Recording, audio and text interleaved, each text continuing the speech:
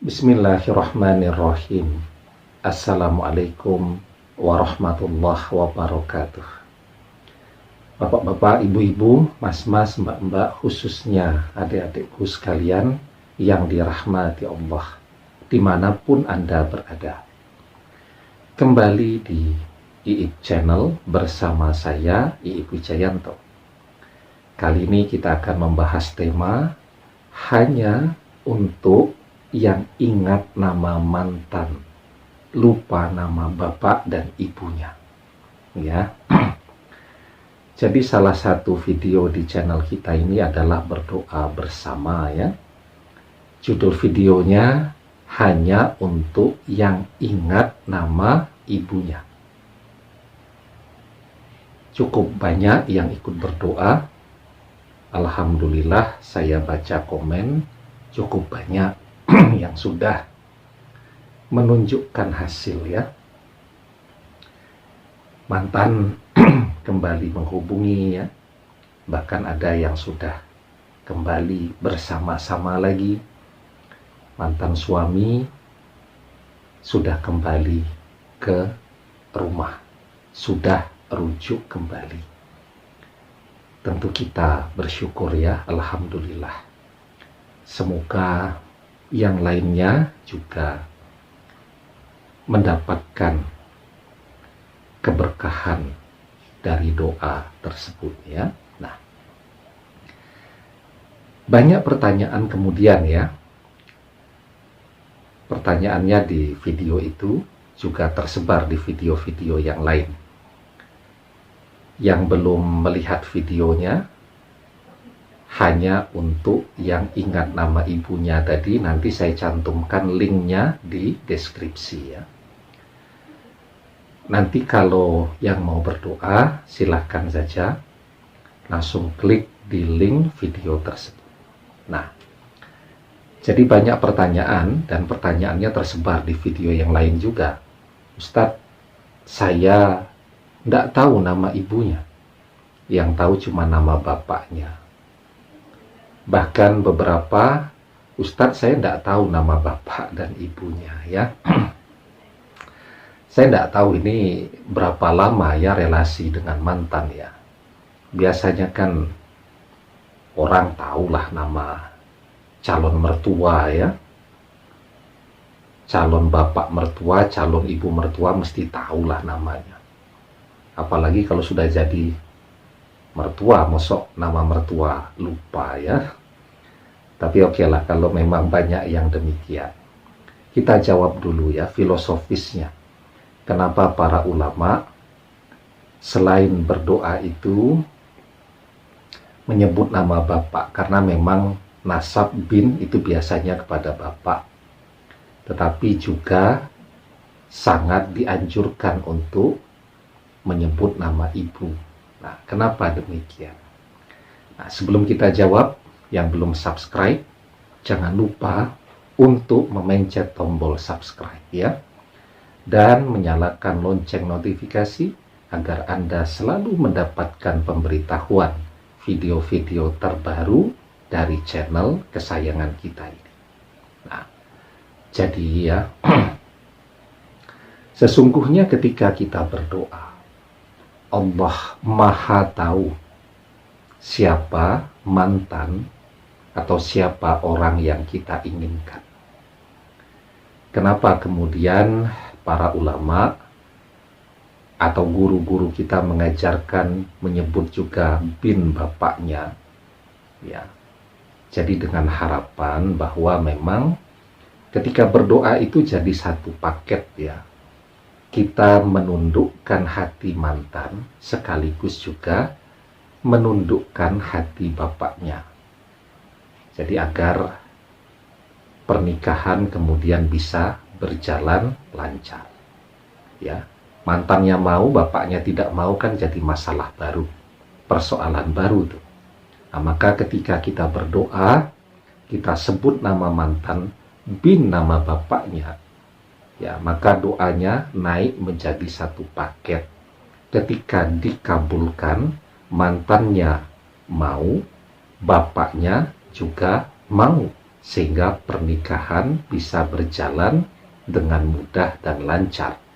Kalau mau rujuk kembali, kalau pasangan suami istri yang berpisah, maka prosesnya bisa berjalan dengan mudah, cepat, dan lancar. Kemudian juga sebagian guru-guru kita, para ulama, mengajarkan menyebut nama ibunya. Ya, kenapa demikian ya? Karena memang secara alamiah anak itu lebih nurut kepada ibunya.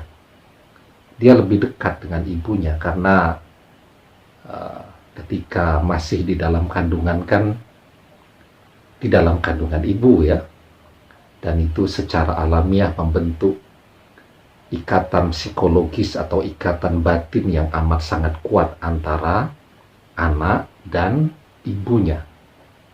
Dan umumnya pula biasanya tipe penolakan dari seorang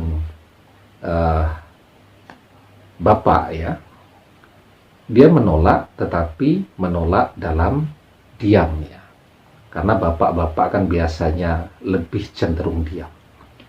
Yang lebih banyak bicara, lebih banyak ngomel, lebih banyak menumpahkan perasaannya kan biasanya seorang ibu.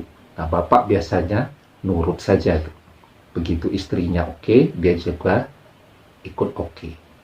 Ya.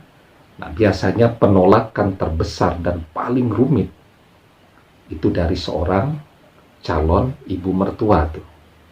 Ya. Karena dia tidak hanya menolak dengan lisannya, dia juga akan melakukan sesuatu untuk mencegah agar anaknya ini tidak menikah dengan pilihannya, dengan kita. Ya. Misal nih, seorang anak memperkenalkan orang yang dia cintai. Bapaknya yang menolak, tapi menolak dalam diam saja. Paling ketika ketemu dengan calon mantu ini didiamkan saja. Ya, tapi kalau ibunya, dia melakukan sesuatu. Dia cari itu orang yang bisa mendukung sikapnya. Ya, cari. Oh, ternyata ada misal teman SMP-nya. Ya, yang bisa memperkuat pendapatnya untuk menolak calon mantunya atau menolak kalau pernikahan itu sudah terjadi, misal begitu. Nah, biasanya seorang ibu itu akan lebih aktif ya dalam hal-hal yang seperti ini. Nah, maka harapannya ketika berdoa menyebut nama mantan sekaligus menyebut nama ibunya, itu harapannya satu paket, doanya terkabul. Mantannya mau, ibunya juga mau. Kalau ibunya mau, bapaknya nurut. Harapannya begitu. Nah, sekarang menjawab pertanyaan-pertanyaan tadi, Ustadz, saya mau ikut berdoa, tetapi saya cuma tahu nama bapaknya. Boleh tidak? Jawabannya tentu boleh saja. Bahkan tidak tahu nama bapaknya, tidak tahu nama ibunya, boleh. Allah Maha tahu siapa yang kita maksudkan tadi. Yang paling penting adalah terus berdoa. Ya. Nah, nanti yang mau berdoa bersama-sama, silahkan klik link yang saya berikan di deskripsi ya. Judul videonya hanya untuk yang masih ingat nama ibunya.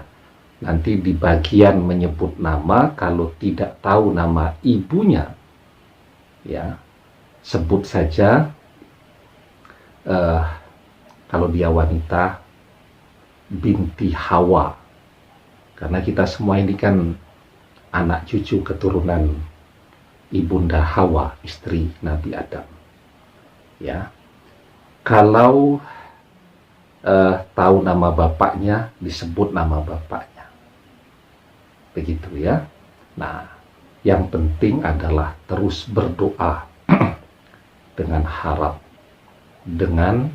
harapan yang besar. Begitu ya.